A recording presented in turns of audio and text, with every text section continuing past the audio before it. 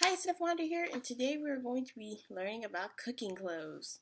The first cooking clothes that we're going to be identifying is the oven mitt. Now, people usually use these to get hot stuff out the oven so they don't burn their hands while getting it out. So that's why we have oven mitts to help us, not burn our hands. And after enough, and with oven mitts, there usually comes aprons. Now, aprons will look like this, and not all of them have the cute pockets to hold stuff like that, but usually they will come like that and help you to not get any stains or grease on yourself. And hot grease on yourself is not really good.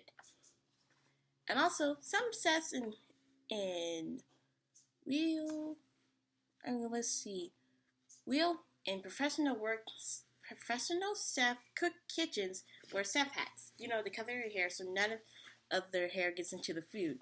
No one likes eating hair with their food. And some chefs tie up their hair with hair ties so they don't get any hair in that either, or get food in their hair.